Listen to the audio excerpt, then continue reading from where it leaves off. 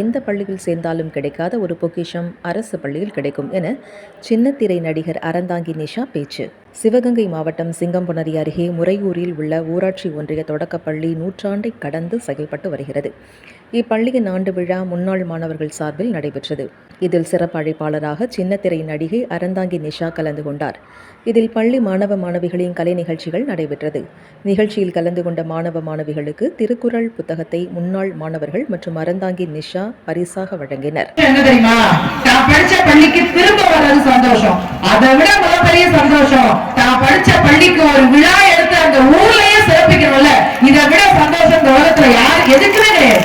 நிறைய பேருக்கு கல்வி தானம் செய்யுங்க. கடவுள் கம்ப்யூட்டர் வாங்கிட்டாரு, நீங்க ஒரு விஷயம் பண்ணீங்கன்னா அவர் உங்களுக்கு இன்னும் நிறைய கொடுப்பாரு சொன்னாங்கல்ல. அந்த வார்த்தையெல்லாம் அவ்வளவு உண்மையான வார்த்தை. அதனாலதான் மேடையில வந்து ஒரு அன்பு சகோதரர் கிட்டத்தட்ட 85,000க்கு இந்த சேர் பிள்ளைங்க படிக்கிறதுக்கு சேர் வாங்கி கொடுத்திருக்காங்க. இதெல்லாம் எவ்வளவு பெரிய விஷயம் தெரியுமா? ரொம்ப பெருமையா சொல்லுவேன். நான் அரசு பள்ளி மாணவி. எல்லாரும் சொன்னாங்க அரசு பள்ளியில கொண்டு வந்து சேருங்க. நான் திரும்ப திரும்ப சொல்றேன், நீங்க எந்த பள்ளியில சேர்த்தாலும் கிடைக்காத ஒரு பொக்கிஷம் அரசு பள்ளியில கிடைக்காது. என்ன தெரியுமா? எங்க போனாலும் அந்த பையன் தைரியமா இருப்பான். தைரியத்தோட இருக்கக்கூடிய அந்த தன்மை எங்க இருக்குன்னா அரசு பள்ளியில படிச்ச எல்லாருக்குமே இருக்கும். என்னை கூட எங்க அப்பா ஸ்கூல்ல சேர்த்தாரு.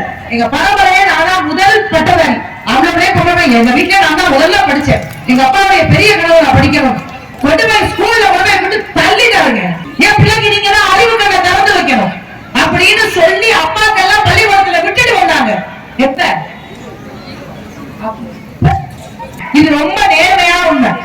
டீச்சருக்கு அடி வாங்குறது மாதிரி ஒரு சந்தோஷம் இந்த உலகத்துல எதுவுமே கிடையாது.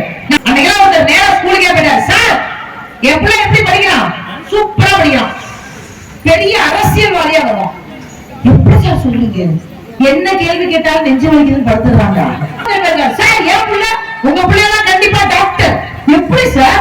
என்ன எழுதுறான்னு ஒரு மணி விளங்குற இருக்கிற நிறைய பெண் பிள்ளைகளா இருக்கீங்க. எனக்கு ரொம்ப ஆச்சரியமா இருக்கு. இந்த உலகத்திலேயே இன்னைக்கு பெண் பிள்ளைகளை கொண்டாடுற மாதிரி அன்னைக்கு கொண்டாடல. பெண் பிள்ளைகள் மாதிரி ஒரு அழகியா எதுவுமே கிடையாதுங்க. இந்த மாதம் முழுக்க மகளிரை கொண்டாடிக்கிட்டு இருக்கோம். பொம்பளை பிள்ளைங்க படிக்க ஆரம்பிச்சிட்டோம். பெண் பிள்ளைகள் எங்க போனாலும் இன்னைக்கு எல்லா தடவையும் வளர்க்க ஆரம்பிச்சிட்டோம். அதனாலதான் எந்த கவலையும் இல்லாம நம்ம ஜாலியா இருக்கு. எத்தனை பிள்ளைங்க இருக்கீங்க செல்லம்? அப்பாக்கள் கூலி வேலை பார்த்து படிக்க வைப்பாங்க. எல்லாம் படிங்க. நீங்க படிச்ச பள்ளிக்கு நிறைய செய்யுங்க. உங்க கூட இருக்கக்கூடிய நண்பர்களுக்கு நிறைய செய்யுங்க. அப்பா அம்மாக்களுக்கு நிறைய மரியாதை கொடுங்க. தொடர்ந்து எல்லாரும் சொல்ற மாதிரிதான் முடிஞ்சவரை இந்த தொடக்க பள்ளியில உங்களுடைய குழந்தைங்களை சேர்க்க ஆரம்பிங்க. இது உண்மையான விஷயம். மாணவர்கள் குறைய ஆரம்பிச்சுட்டாங்கன்னா, ஆசிரியர்கள் குறைய ஆரம்பிச்சுட்டாங்கன்னா பள்ளி கண்டிப்பா அரசாங்கம் மூடிடும். 100 ஆண்டு கடந்த பள்ளிங்க. அது பொக்கிஷம் இல்லையா? முறையுடைய பொக்கிஷம் இல்லையா அந்த பள்ளி? இன்னும் 100 ஆண்டு அந்த நிகழ்வு நடத்த வேணாமா? இந்த பள்ளியை காப்பாற்ற வேண்டிய மிகப்பெரிய பொறுப்பு இந்த மக்கள்கிட்ட தான் இருக்கு. முடிந்தவரை உங்கள் பிள்ளைகளை அந்த பள்ளியில சேர்க்குமாறு கேட்டு